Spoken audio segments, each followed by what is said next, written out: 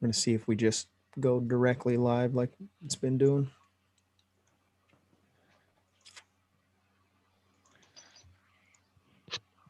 Or if you get that big long delay again. Yep. No, it doesn't give me the opportunity. Welcome to paraglidingtalk.com. I'm your host, Robert Michaels. Glad that you're here. We have a great show lined up tonight. We have John Heiney with us. He is an extraordinaire of air sports. We're excited to have him on. He's got all kinds of stories to share with us tonight. I'm stoked about that. He's a Hanglider pilot, and he's been flying for ages. He's got some incredible records under his belt. We're going to talk about those tonight. And again, I'm stoked to have him. He's actually in my living room, so he's just right around the corner. And we've got some great things lined up for tonight. We're going to do some giveaways. If you're just chiming in right now, the in the chat, your name is being written down so that you can win something great from the show. Want to say thanks to the moderation staff for being here and being faithful. Anthony Peregrino's in the air just to harass us tonight. He is on moderation. He's not doing too much, though. He's just flying around. Sean Nafsker's with us. Also, Nick is with us in a trailer and a fly-in. Craig Taylor's with us, and he is moderating from Nantucket. So I'm so excited about tonight's show. I want to just do a quick order of business. This show is brought to you by PPG Smoke. Go check out the website, ppgsmoke.com. There's all kinds of good stuff for you there. Also, the show is brought to you by paramotorprops.com. If you blow up a prop and you're a paramotor guy, go check out their website. You'll get some great deals and you can get a new prop quick. The show is also brought to you by paraorangeproducts.com. Go check out their website. They've got gear to protect your gear, all kinds of stuff sacks. They've got stuff to protect your props. They've got travel bags. They've got stuff sacks. Go check them out. Paraorangeproducts.com. Really grateful that we have sponsors of the show. If you want to sponsor the show, go to the website, paraglidingtalk.com. Sign up for the sponsorship. Really reasonable prices, and you get your name put out there. I'm excited tonight. John, thank you so much for coming, and thank you for coming to the house even to be on the show. I'm really excited to have you. Let me just touch base with you as an audience, everybody that's watching. John Heiney is former world record holder for consecutive loops. He did 52 consecutive loops. He held that record from 1988 to 1998. And he's a four-time world aerobatic hang gliding champion. And that's just a couple of the enclaves that he has on his list. There's a website that he has. There's a link in the description to that website. Go check it out. He's got a pretty awesome resume. And we've got some great stuff to talk about. John, how did you get into the sport of hang gliding? It's been long enough ago. I've forgotten really. I know I moved to California in 72, I believe. And the first thing my friends took me to was to see a hang gliding event that was going on out of Escape Country. And I saw these guys flying these colored wings off of hills all over this property. And I thought, you know, I didn't know what this was, but this is what I think this is what I've been looking for. Just looked like looked like something interesting to do. I'd heard it was dangerous.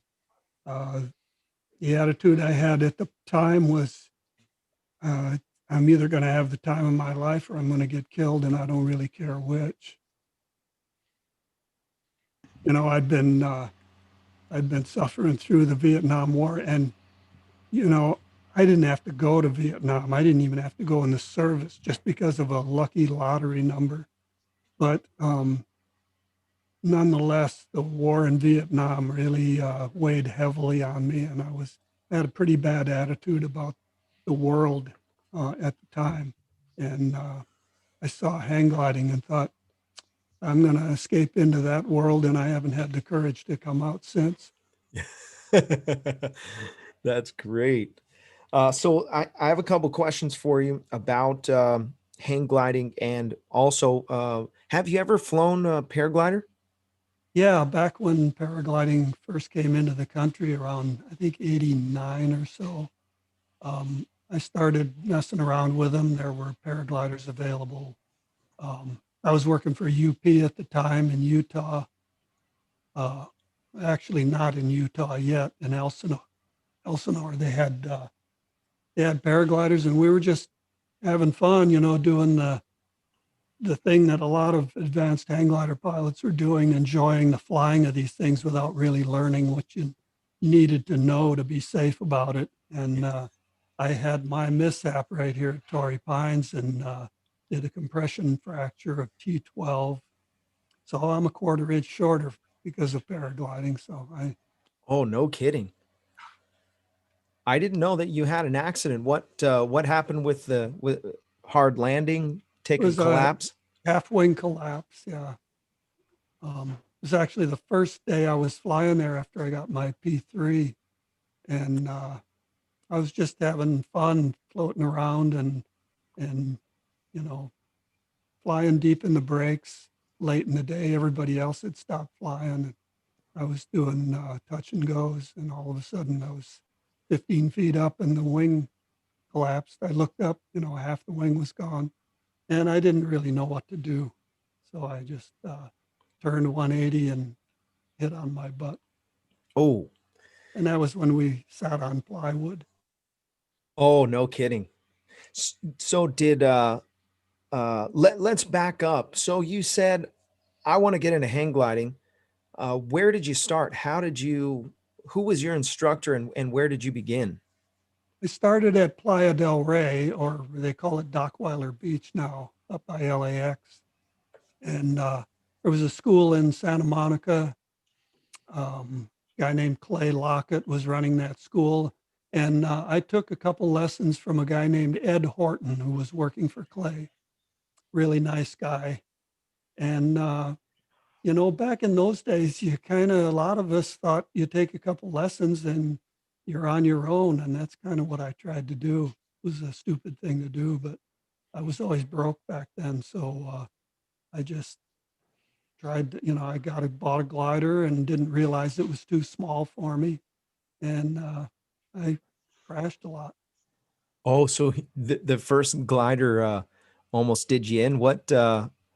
I mean, you're obviously going to be flying faster if you're flying a smaller glider. Yeah, I didn't understand that at the time. And so you're flying with other guys. Did anybody figure it out, or how did you come to the conclusion that it was too small for you?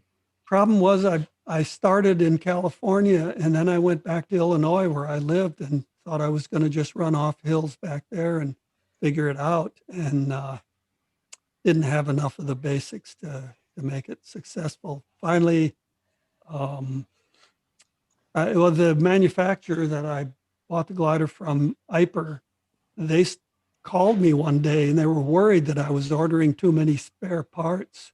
They were worried about me. So, so I finally just moved to Southern California and got into it heavily. And when I got to California, I found my way to this place called Salt Creek in South Orange County. It was a beautiful little 140-foot sea cliff. And I found this group of guys flying there, and one of them was David Beardsley. And he was so smooth and so skilled. His landings were so graceful, ballet landings, as he called it. Um, and I thought to myself, I want to fly like that guy. And he was a great influence on me. And there were other guys like Jeff Magnan and Mike Mitchell, Lee Keeler, who were flying there too. And I just learned a lot from those guys. At what point did you decide, I think I'm ready to teach people how to hang glide? It was a long time later. I've been teaching only for about 20 years. So, Only. yeah. And, when I had 20 years of hang gliding experience, I thought, yeah, I'm probably getting pretty good at this. And then when I had 30 years of experience, I realized I didn't really know much at 20. Yeah. And Now that I've got 41 years experience, when I hear people say they've got 20 years experience, it doesn't mean much to me. Yeah. So you've got 40 years of hang gliding experience. Yeah. So my next question is, have you ever flown powered hang gliders or powered paragliders? No. Ever thought about it? Um, Bill Heener let me try to pick up his paramotor one day, and I couldn't get it off the ground just standing up with it. So Oh, I figured, well, maybe this is not for me. It yeah, they looks are like kind a of heavy. gas. It really looks like a gas, though. Yeah. Paragliding, powered paragliding. Well, these guys are all trying to help me to get a motor, so it's pretty funny. The last few episodes, people have been just chipping in $5, $10, $20 here and there for the paramotor fund, and we're getting closer and closer. So I might come and buzz everybody at Blossom. We've got yeah, we've got a couple stereotypes that people have in the sport, whether it's free flight, paramotor, uh, hang gliders. Uh, what what's your takeaway on the relationship between hang gliders, free flight, hang gliders, free flight, paragliders? I just, I think we're all brothers of the wind and sisters, I should include. Um, yeah, it's, you know, it's all, it's all flying and different equipment, same stuff. We have some. I heard some nicknames thrown around. Uh, what what is the what's the funniest nickname for a free flight guy that you've heard? Free flight paragliders. Um, you used to call them boneless chickens. And then we were plumbers because we had a pipe rack on our car. Oh, nice. Plumbers. But I yeah, heard boneless chickens, dope on a rope, dope on a rope. dope shoots, you know, Uh, where that came from. we heard them. Somebody was saying that they were calling us baggers. Well, yeah, that's of course airbags. Mackler and I were doing demonstrations at a paragliding meet in Kyushu, Japan one time, and he walks up to the launch with his hang glider and says, "Out of the way, you bag fags." That's great. The guys, we all try to, we'll go and we'll check the wind, and a lot of times the hang gliders can't fly because it's not strong enough or it's too sketchy of a launch. Yeah. And I feel like the camaraderie there is great. Uh, we can't fly when the winds are strong, and these hang gliders, they'll just take off and it's nothing to them. For us, we look around and we're like, dang, that's too much. I'm going to sit here and watch. And so a lot of times hang gliders will be in the air for an hour before we get to fly. So I feel like there's a balance there. Yeah, So sometimes definitely. we're on the ground wishing we could get up, and yeah. You know, with the climate change, Torrey Pines looks like a paragliding site a lot more often than it does hang gliding site. Yeah. And you watch people do tandems on paragliders when the wind's about 70 degrees cross, when a hang glider wouldn't even think of trying to launch, and they're doing tandems on paragliders. So there's a lot of interesting stuff you notice. Yeah. And now you've taken the full gauntlet of training so that you can take tandems. I'm sure that that wasn't easy. What would you say that the differences are now with regulation for? We'll start by talking about the regulation of tandem and the certifications to take people on tandems for hang gliding. And then we'll talk a little bit about site preservation and whatnot. Okay. Oh, as far as tandems, you know, I learned tandem by watching David Beardsley, and I didn't I was doing tandems before they had tandem regulations. And so I got grandfathered in when the regulations came around. And I did do a bit of a clinic with Joe Greblow and got signed off for my tandem ratings. But what they go through today to do that, I don't know what the requirements are. The thought is that we're going to try to preserve the sport, and a lot of times on this show we'll talk about what we can be doing as a people, whether it's free flight or whatever. We say we want to keep the sites saved. You and I have talked a couple times about site preservation, and by the way, Big Tex donated $25 to the super chat for the Paramotor Fund. Bob Garber, $50 to the Paramotor Fund. Thank you guys. I really appreciate that. I also saw another one from 009 to 090. Thank you guys. Really appreciate your tenacity and supporting the Paramotor dream. What would you say? You've probably seen more sites shut down than any other single person in Southern California. What advice do you have for us, paragliding, free flight, paramotoring even? What advice do you have for us to keep the sites? It seems the thing that really works is a club that has somebody who is a good negotiator with has the patience to negotiate with city government, state government.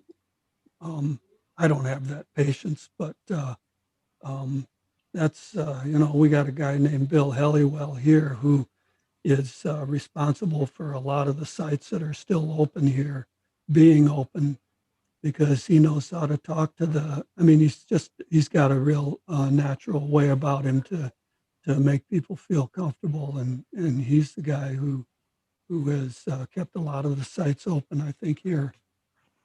But, that's what it takes.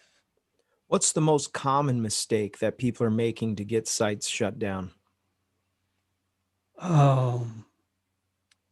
Just, I don't know. I think we've just chosen a sport that's too esoteric. We have so few people involved that we just don't have the power to make anything happen. Just like at the I think one important thing that people could do is when you have two different disciplines, like if you have RCers wanting to fly a hill that you fly, don't try to get rid of them. Form a coalition so that you have more people and more power to keep this property for what you want to use it for. Well, that's great advice. And the more people you can get to come in and do activities that are compatible on a piece of property, the more people you have who you can show, here we got all these groups that want to use this, and we figured out how to work with each other. That's great information. When we talk about site preservation, the reason why I bring it up over and over again is because there's a lot of times when the sites that we're dealing with are sites that we love to fly at, they come in the crosshairs of some, maybe it's a jurisdiction thing, maybe it's somebody that just has power and they feel like they need to stretch their power. And talking about airspace and locations. I mean, recently we heard of a site there, and I won't name it, but it's in Southern California, up the coast north from us, and they lost their privileges and shut down. And it was a great situation for a long time, and then no more. what, I guess my main question is, you've seen so much over the years. Uh, what what can we do to I don't want to see sites get shut down besides a club. And I'm a part of the San Diego Hang Gliding and Paragliding Association. What's your best advice for the individual? Mhm. Well, um, if it's a site where there are rules set up, you got to try to obey the rules, and which is hard for some of us crazies. Rebels. But yeah, right. Um, but yeah, I'm kind of at a loss for this because That's okay. all we're doing is we're trying to pursue something that needs property that so many other people want, and mostly they want to build buildings on it. And Right. Make some so, money. you know, I don't think, I, I don't have the answer to it. Yeah. It's a very difficult one. That's okay. I really appreciate your depth of experience in the sport, and that's why I kind of dug deep on. Let's talk about some fun stuff. You've been in numbers of air shows, and if you guys take a chance to go look at his website, also if you're interested in getting into hang gliding and you're in Southern California or anywhere in the area, you can reach out to John. There's a link in the description to get a hold of him. He's an expert trainer, probably one of the best, if not the best instructor in the world. And I really feel like I have a celebrity in my house. By the way, he's in the living room. He's just on the other side of this wall from me, and we're going to hang out after this and have dinner together. And I'm so stoked that he's in my house. If you didn't catch the beginning of the show, he's a world record holder for consecutive loops. He did 52 consecutive loops on a hang glider, and he's a 4-time world aerobatic hang gliding champion. Um, uh, go look at his resume. It's incredible. You've been in a bunch of air shows. Talk us through the kind of start to finish on how these air shows come together. And we have people that are watching that have hosted air shows and fly-ins. I'm sure they'd be interested about things that they can learn about your experiences. Yeah, I think the only way I've ever been invited to an air show was if a local pilot had some kind of an in with the air show organizers and or made the effort to contact them and just told them about me and said it would be nice to have some hang gliding in your show. So that's the way that's happened. Now Dan Buchanan, he was the most successful and prolific air show hang glider pilot in history. He was a wheelchair pilot, and he'd have one of his guys there to tow him up, and he did air shows. He traveled from air show to air show all summer long for probably 20, 30 years. Wow. I've done just a handful, compared to Dan. I'm nobody when it comes to air shows. Yeah. You've been to quite a few.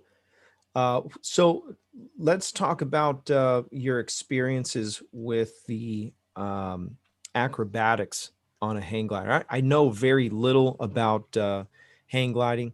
I know a little bit about paramotoring and paragliding, but what's your takeaways? And I mean, how much of people are doing hang gliding and including acrobatics? Uh, the gliders we were looping back in the 80s were not as slippery as the ones today. Today you can pull in and loop much easier. You can build enough energy to loop, um, but there are there are disadvantages of the modern gliders too. They actually can go too fast and get in trouble that way. But we had to go to extraordinary means to get the nose down, to get a glider diving enough to build enough energy to loop. And it, there were very few people doing it back then, and I think still there are very few people doing it because you can't take an instructor along with you to learn how to do it. So you're on your own, and that's a pretty big step to take, to go from watching somebody else doing it to practicing enough and just deciding to do it yourself. So not My too many word. people do it. Plus, we don't have any contests anymore to, aspire to compete in. Right. I don't know that much about what you can do. I know that to loop a hang glider, what other maneuvers are there that you can do on a hang glider? There's four basic ones: the loop, the spin, the rollover, and then there's one that's a climb, called a climb over, which is really a perfect 180-degree climb over is a loop.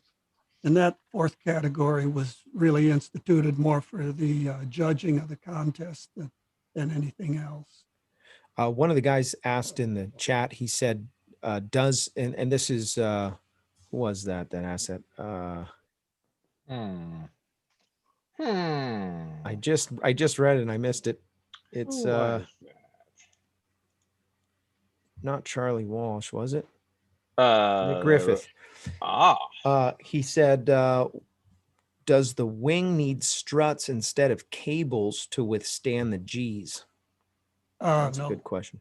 no. Cables are, you have strong enough cables to handle the load testing of the glider. When we load tested the Predator, a glider that I developed, for the most part, I put a load cell in the sidewire, bottom sidewire, when we did the 70-mile-an-hour drive at 30 degrees nose up. And the load cell read about 650 pounds when the glider was lifting about 1,800 pounds. So, Wow. and 650 pounds, that's quite a bit less than the 920 pounds that the wire is rated for. You ever break a glider?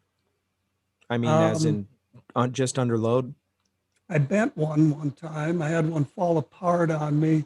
Um, I've never broken a glider in the air. I've seen some videos where guys, break their hang glider in half and then go under reserve. Yeah. Why do you think that kind of things happens? Um, it's always an obvious reason.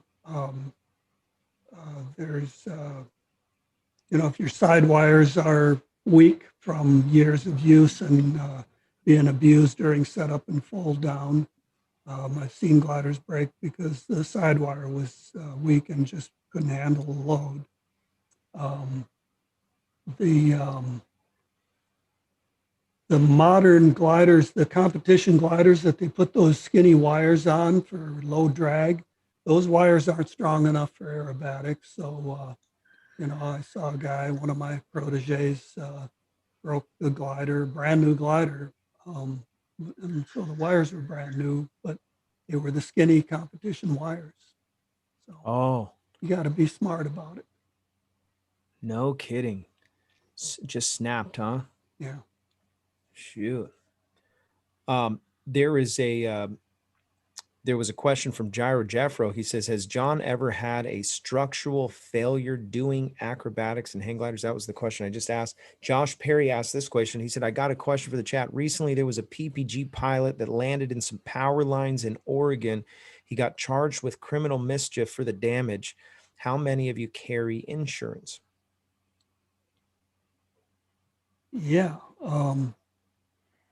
I don't have any insurance other than USHPA, so, and which I believe is quite good. I remember a friend of mine hit a power line hang gliding, and I think there was a $1,200 bill for the damage, and USHPA insurance, I'm pretty sure, paid for it. Oh, wow. We've had a handful. I actually saw a video not too long ago of a hang glider that was upside down in a wire. Seemed like it was overseas somewhere, but that can't be too good. Yeah, Power lines are to be avoided. One little tip, if you do have to cross power lines, you want to cross at the pole or the tower rather than in the mid span, because there sometimes are light wires up high on the top that you can't see. So you can always see the pole or the tower. So always cross near the pole.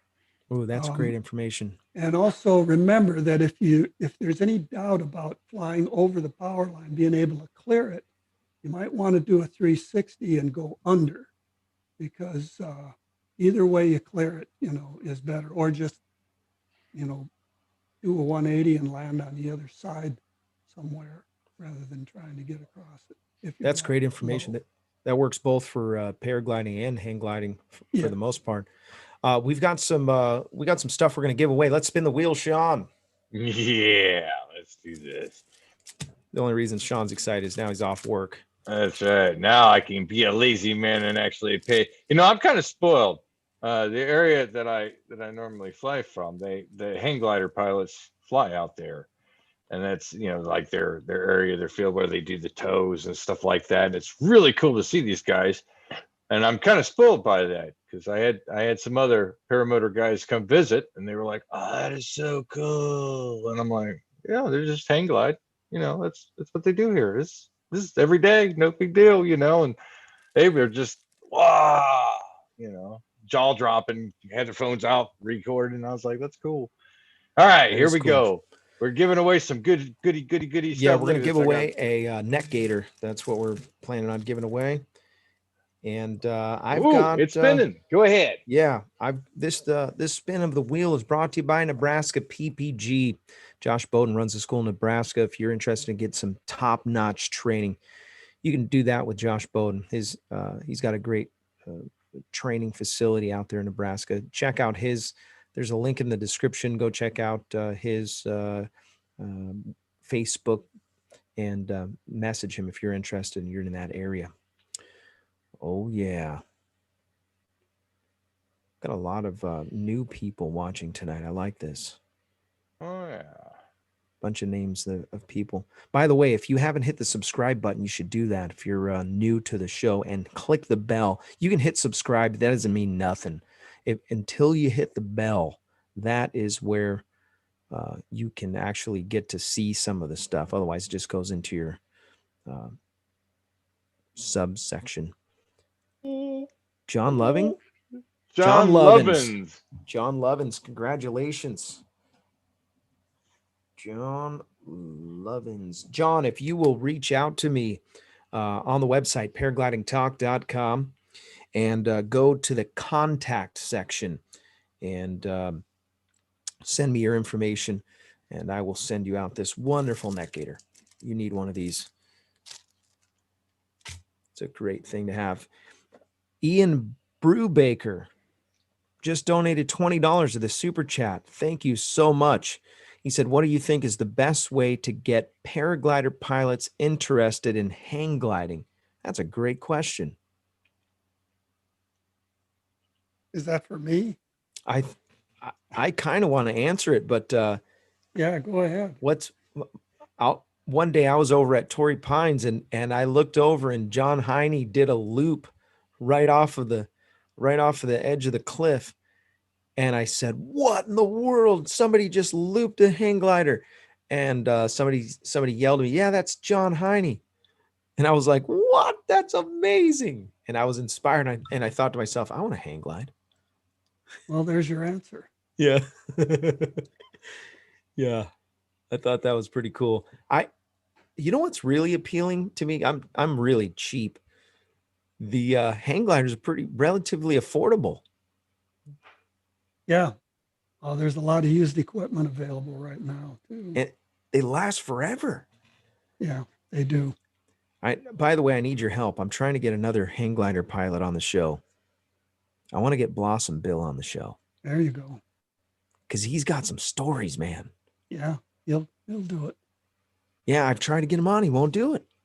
Two times he gets, I don't know if he's stage fright or what, but maybe next time you talk to him, you could tell him, hey, I was on paraglidingtalk.com. He's a private person. I'll twist his arm. Yeah.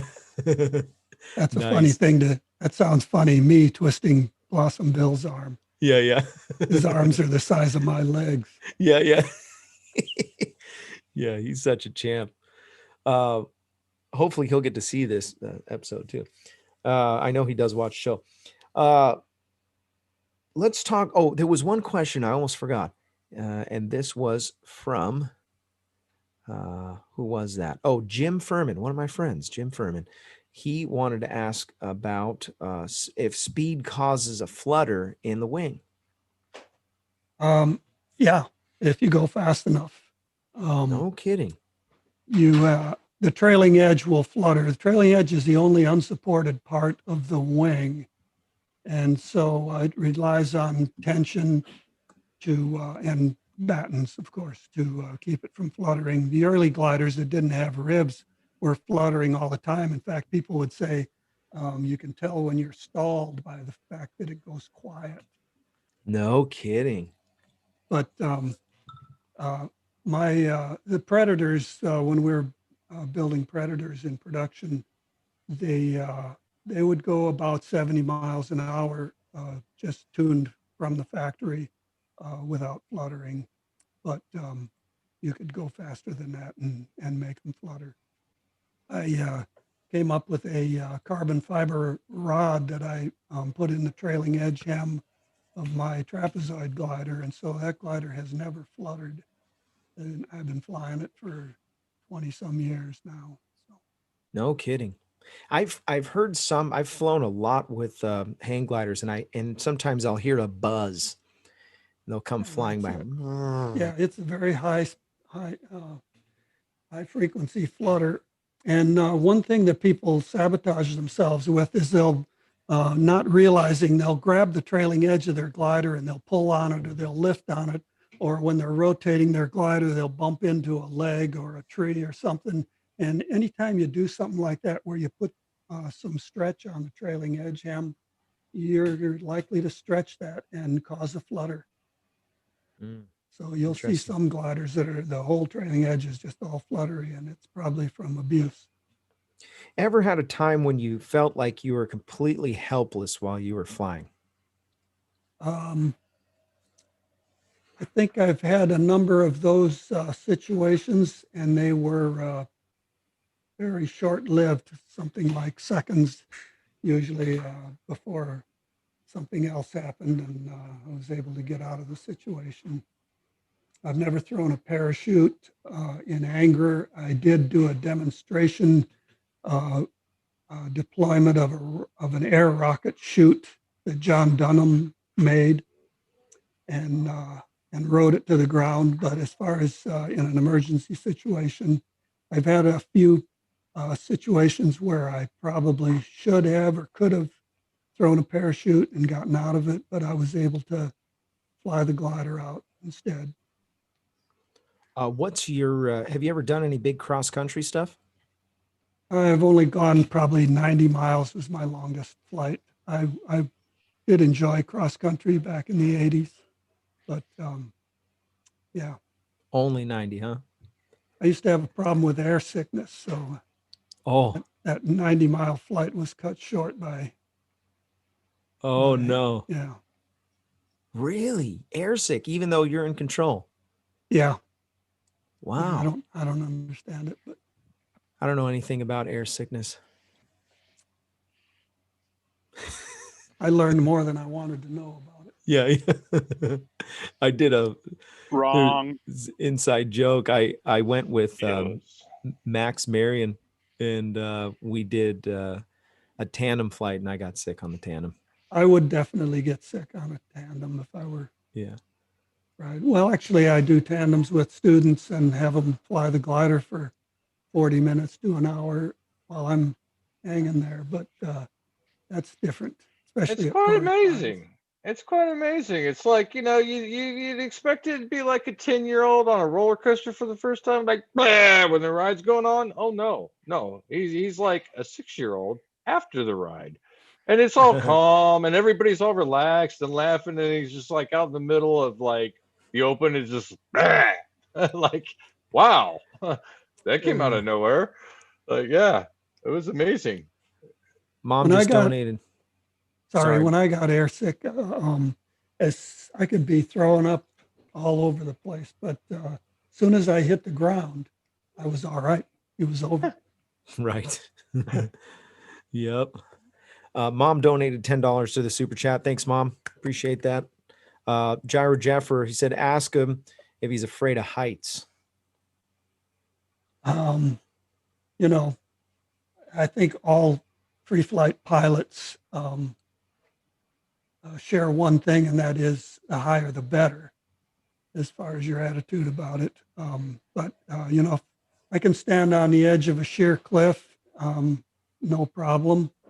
But if I've got some crazy guy standing next to me who I don't know if he's going to try to play a joke on me and pretend he's shoving me off and make a mistake, yeah, that scares me. Yeah. Yep. So I guess I'm more afraid of people than heights. So let's talk about mistakes. In the early days, I'm sure that you made mistakes. You maybe had some close calls. Take us through one, and what'd you learn from it, and how did you become a safer pilot? When I was working at UP up at Morgan County Airport in Utah, we had a tow rig, had factory in the hangar there, and we test flew gliders by truck towing on the runway at the airport. One day they had this glider, I think it was an XTR, that they were doing some load testing or pitch testing on the test vehicle. And when they were done, Mike Haley, who was the general manager, wanted me to film some wrinkles that were happening on the top of the glider when it was in flight that you couldn't see just when it was sitting on the ground. So we put the glider up on the tow rig. Greg Zellick put it up on the tow rig, and then he said, hey, you know, I forgot to give you a chance to pre-flight the glider. Do you want me to set it off so you can do that? And I said, did you pre-flight it? And he said, yes. I said, that's good enough for me. So I went and towed up. And as I lifted off, I was climbing fine. And then all of a sudden I felt something hit me on the back of the neck. And I thought, what the heck could that be? I looked up and it was the nose wires off the glider were lying on the back of my neck. And no. I was still towing fine, but I made a quick decision to pin off the tow, which was a mistake because as soon as I did, I found out that the glider was trimmed slow. So the nose was going up and stalling and then recovering and going up and stalling and recovering. And I couldn't pull in because the nose wires were gone. Oh, And, no. and I thought, wow, you know, I thought about my parachute and I looked and there were barbed wire fences and trees, and I was really too low, I thought, probably only 500 feet up, maybe not even that. And so I thought, this was one of the moments when I thought, well, is this it? Is this how I'm going to die? And then I thought about the nose line, the particular setup they had on this truck tow. Had a long nose line, and I looked up, and there it was right in front of me, and I grabbed it. And now I had one hand in the middle of the base tube and one hand on that nose line, and I had the glider back in control again. Well, it was together, but I had to control it with one hand in the middle of the control bar. So I was not turning at all, just flying straight, hoping to land into the wind. And I had some trees to clear, which I wasn't sure I was going to clear, and then made it over the trees, got down lower. There was a barbed wire fence. I luckily made it over the fence, and then I thought, okay, when it's time to land, I should be able to just let go of this nose line, and that'll pitch it up and start the flare. Well, I was coming in just short of the firing range at Browning where they were testing their guns, and good thing I didn't glide any further, but I let go of the line too early, and the glider kind of went up and stalled, and I ended up flat on the ground with the glider lying on top of me, you know, with the control bar behind, and And Greg comes running up to me, and he just stood there as I crawled out from under the glider saying, "Holy," Yeah. you know, and he just kept repeating it. He could not believe what had just happened. Um, you know, he felt bad about it, but I don't think that the thing was off when he checked it. I think it was on just the way it should have been when he checked it. But something about the tow rig with that nose line going past the nose wires caused it to come unhooked. And so it Wow. was harrowing. That is spooky, man. Wow. By the way, this show is brought to you by the Tri-State Skywalkers. If you're in the Indiana, Kentucky, or Ohio area, you can reach out to Brandon McLeod. He has a flying club. Join a flying club. It'll help you be a better pilot, make you safer, and you can learn some things. Also, germgladiator.com is a spot you want to go to if you want to get some hand sanitizers. They're a sponsor of the show as well. This show is brought to you by iFly Indiana powered paragliding. If you're interested in flying paramotors, no better place to get proper training than iflyindiana.com. Kevin and his team will get your feet off the ground. And this show is also brought to you by the guys at Lone Star Paramotor, Ron Turan and his team. They have a great training facility there in Texas. LoneStarParamotor.com is the website. Go check them out. The bunch of questions from Jim CR120. And by the way, Carrie Williams donated $20 to the super chat. Thank you, Carrie Williams. I really appreciate that. I'm excited. We're getting closer and closer. I'm right at the it's like almost $3,000 That's my sister. to the mark. Oh, that's your sister. No kidding. Cool gal. Oh, that's awesome. Thank you so much. So Jim CR120, he might be sold on hang gliding now. He's got these questions. He said, question for John, what kind of maintenance cost do hang gliders have and how long do they last? We talked a little bit about that. It's mostly it's a matter of the UV exposure on the sail. And, you know, I'm flying a glider that was built 22 years ago. Wow. And, you know, it depends on how much you fly it, how much you have it set up out in the sun. Some wires should be replaced from time to time. Mostly they don't have to be, they're stainless steel. You do need to check some stainless steel wires do rust, corrode, but it all depends on whether the wires get abused or not as to whether you need to change them. But the sail is the big thing, and you know, as long as you can't poke your thumb through it, it's pretty much good enough to fly on. That's totally my attitude about it, and maybe it's a little bit too cavalier, but I'm flying some pretty old gliders. I like that. By the way, thank you for giving me a ride down a couple times from the top of the hill in that Volkswagen. He's got an off-road Volkswagen that is just great. Climbs right up Blossom like nothing. Another question from Jim CR120. He said, have you ever eaten in flight on a hang glider? No? I don't believe so. I think I taped a can of 7-Up to the down tube one time. I had a straw with me because I would get really dry up there, you know. And if I remember right, when I popped the top, the whole thing siphoned out in a matter of seconds. I didn't get to drink any of it. Yeah. Oh man. Might I offer a simple solution? Camel pack. Yeah. Camel pack full of soda. Camel pack. Hey, listen, I fly with a camel pack on my back. I put the motor on my back and off I go. And that little sippy straw, I took that right in the strap there and it ain't going nowhere. I need it. I all used day to long. fly with one all the time, but I stopped doing it because my glider changed in size, and so I'm flying right at the top of my weight range. I can't afford to put another leader on there, but it's really nice when you have to hike. The weight of my glider is much less now. Got the lightweight thing. So what is your I've got a couple other questions, and then we'll wrap this up. But what would you Just say? real quick, Yeah. on the subject of food and hang gliding, um, I think for me, the 4 food groups, adrenaline, G-force, airtime, and speed are enough while I'm flying. That's enough food. Julie Lovins donated $20 to the super chat. Thank you, Julie.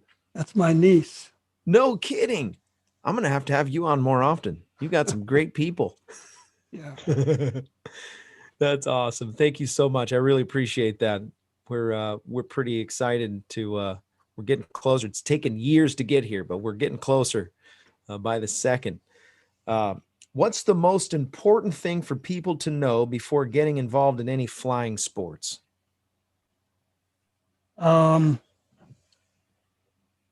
Probably the responsibility you have to your own safety. It's your attitude about it is in large part what determines whether you have a long and fun career or get hurt or die.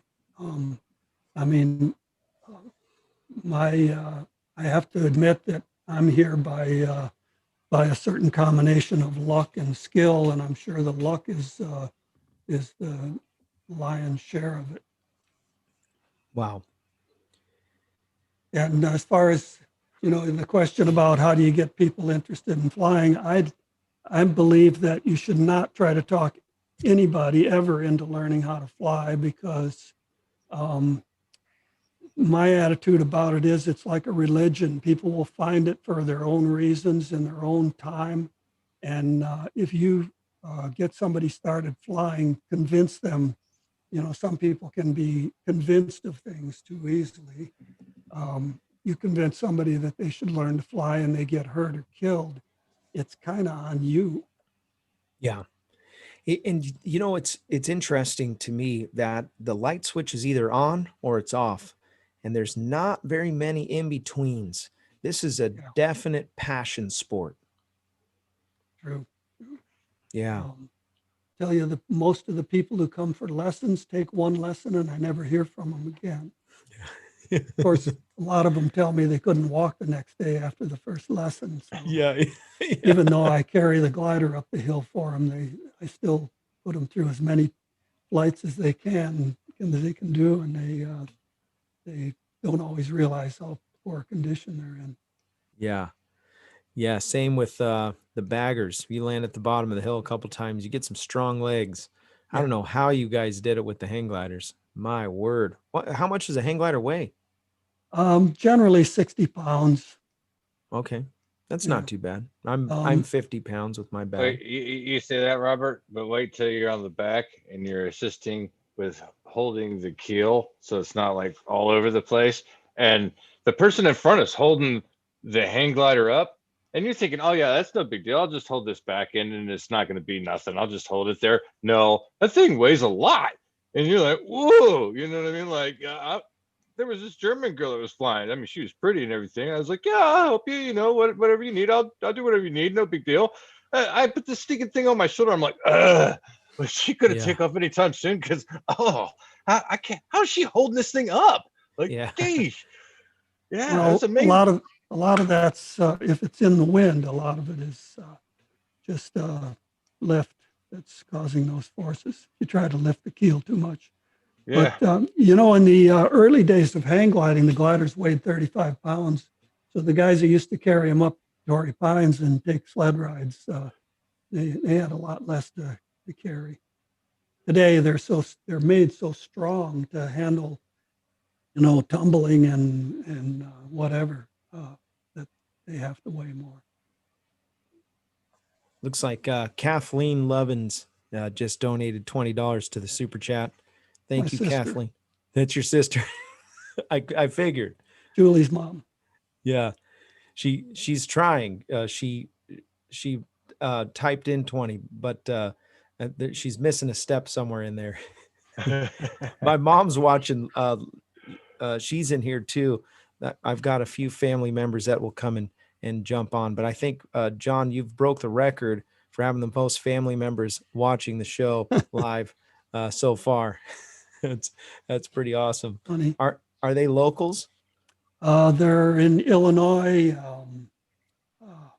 Tennessee, No kidding. Colorado. Yeah, Oh, they're all over the place. I come from good people. Kathleen says she couldn't find it. So it's because you keep hiding the buttons, Robert, on that internet. I keep telling you about breaking the internet. You broke that button. What was I watching? I think I donated $1 or $5 to Paramotor Nation or something like that.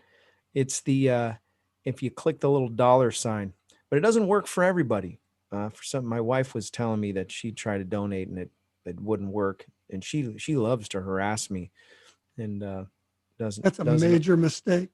Yeah, yeah, yeah. In your system.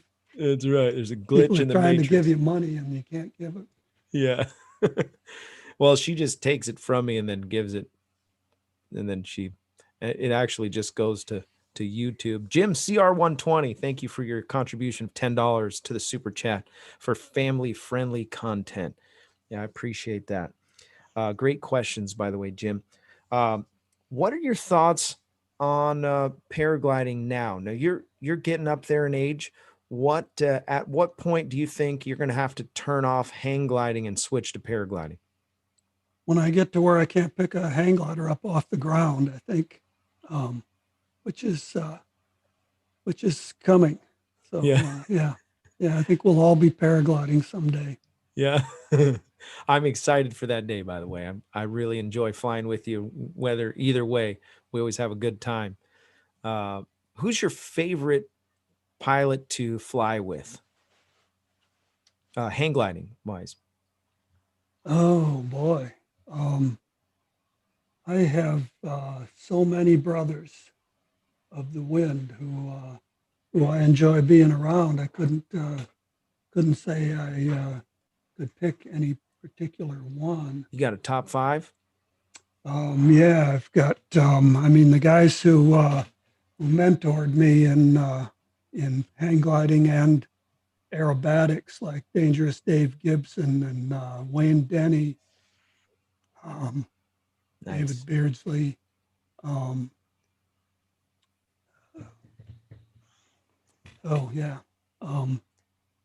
Been losing some brothers too, like Marginal Mark Lillydahl and my close friend Joe Spinney,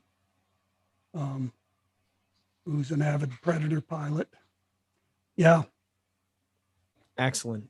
Tommy Anderson donated $50 to the super chat. Thanks, Tommy. I appreciate that. I know that he's been watching the show for a time.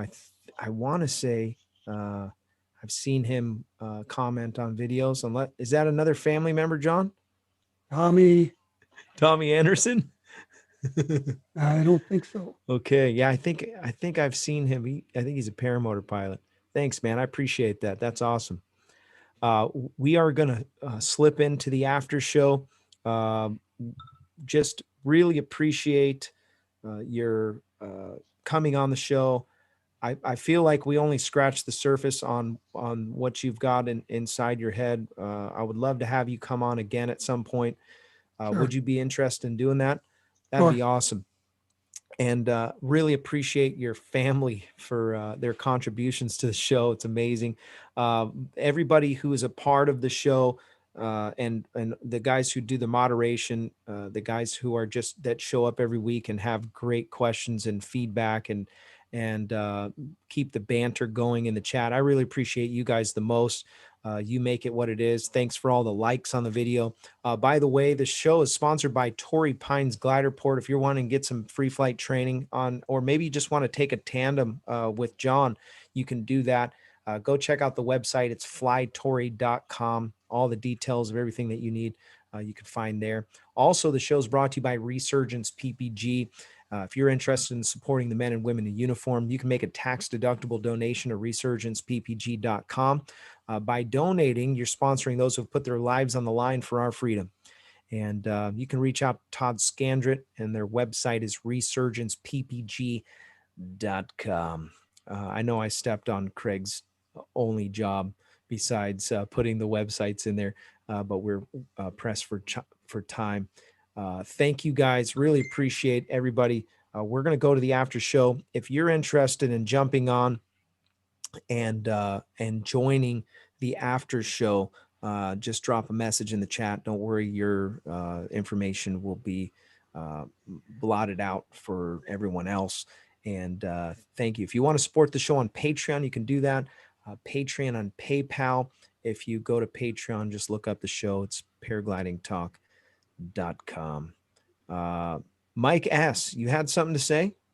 I realize, I see that. He said, I had something to say. I'm going to give you a chance to say it, Mike. Mike's got a tool next to his name. He's a moderator, so he gets priority. What do you got to say, Mike S.? No pressure. No pressure. Yeah. By the way, thanks Anthony Peregringo for showing us what it looked like from the air. Yeah, And Torrey Pines was nice, man. It was you needed a motor though. yeah, I saw that. You just see that smile. Look at that cheese, man. Yeah. He been cheesing ever since I know. he got down. He's just rubbing it in like, yeah. I know. Hey, look what I did. Look what I did. Did you do that? No. It's borderline harassment. I know. It's like getting I do kicked my in the best. groin. It's like, and he's like, you know. You guys are awesome. Oh, by the way, great news. We're converting these shows into podcasts slowly but surely, one at a time, because it takes a little while. But we're on all kinds of platforms now.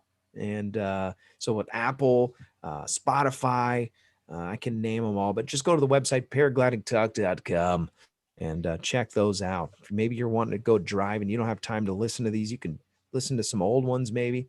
Yeah, thanks for watching. We're going to go to the after show.